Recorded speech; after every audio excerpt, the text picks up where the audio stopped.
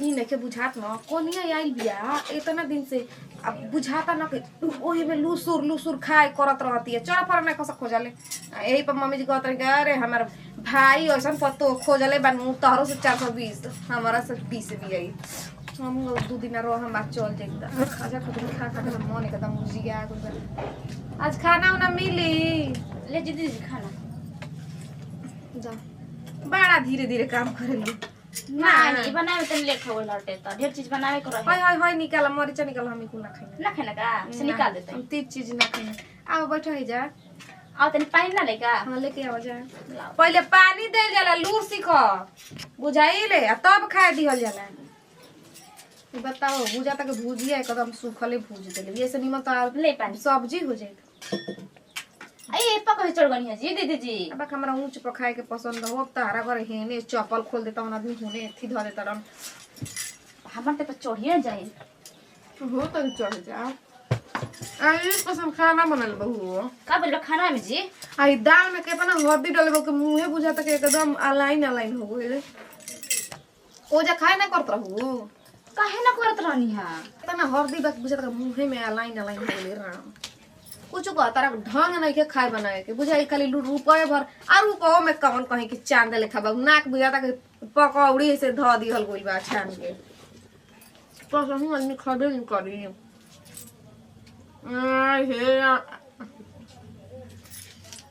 बुझाता के जीभे छेदता एकदम भुजिया कुछ को अजी दीदी जी रो हाथ ना धोने लगा तो वही से सन लागता के बलबो ढेरे है जगह ता नु थप्पड़ जूते आरे मार देब हम इना के हो खाए के बेरी हमरा के ना बोली त गलती करता ऊपर से बोलत हो जा जगह से जा तारे यही घर में गुजारा हो ये घर में कोई के गुजारा हो जाई अनहर लोग सब बनी के खा थाई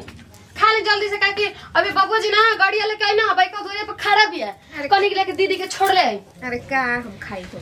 का बोल जी खा चाहे न खाना ना खलु जा का हो खैनी है का बस हमको बना देती खाल तो का हमको से तुल को बच्चे निक लागेला आ ये दीदी का दिक्कत हो गल जी सब चीज तो सही है लागत टेस्टी खाना में टेस्ट रहबे कइला ये काम में टेस्ट लगे भुजिया के आर पार छेद दी जीभ एकदम नीमक के मारे आ जी दीदी परवर का भुजिया हटे रे नमक बराबर हम न की खइले सिखइले बड़ बुद्धि और तरह नमक मध्यम खात हो खब ऐसे रवा के टाइट लागता हमने का सब टाइट नमक खाला तो जब तक ही तना तो रहता तब तक नीमन बनावल जा कि जा को जा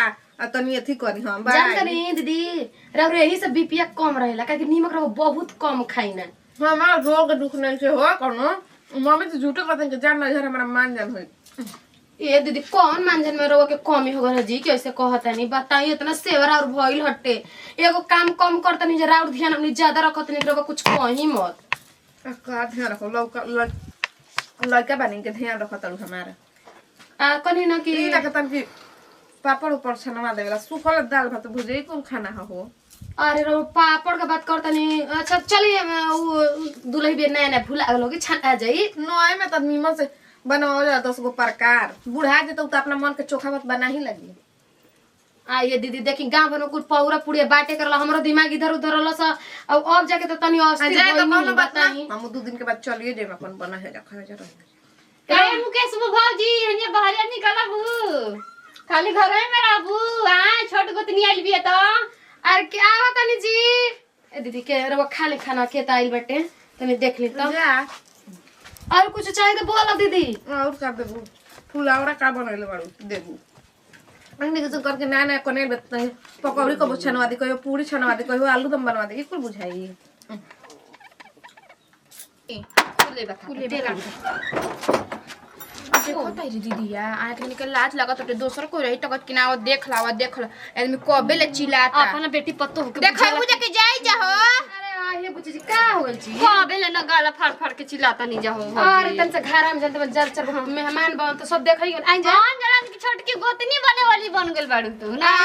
रौरो न बुची का ए भौजी आदत नहीं कइले राउर हमार छोटकी भौजाई आई रहे तो दिन भर एकदम डेरा डलले रहत रहू ए भौजी हमर माई नहीं के कहलिए जो तू देख ली बैठी जावे तनी दुल्हन नहाती बैठ जाए जी बैठे का देखा दो लेकिन होई बड़ा तब नहाता रही तनी बेरा ई कौन कनिया भोरे का था 12 बजे नहा के बोलली अरे झूठ ना की बोला जी मार गर्मी देखत है कितना बैठे बुची कनिया भोरे 4 बजे भोरे में नहा ली तू तो जानते बड़ू हमारा तो आवे जाए के नहीं कि साल भर पे आइल बनी नई हर कम से कम दिखा दो का रे बुची नहीं खा देखा बताओ ना कद कि ना देखाई हां तब रौरा नीलू बुची ने बड़ी बड़ के बोली ना। हां हमनी घरे भाजी तो घर में ढूक देन के देखावा लुअल आदमी लगल कि कब जाके देख ली अपने के टाटी लगा देता। सुन ना रे आज न त कल देखई के ना बाटे त कई में छिपावला से का आई होला के केतना में चरा बोलता जो हो जाना त कि माथा फाड़ दे बुझा हमार।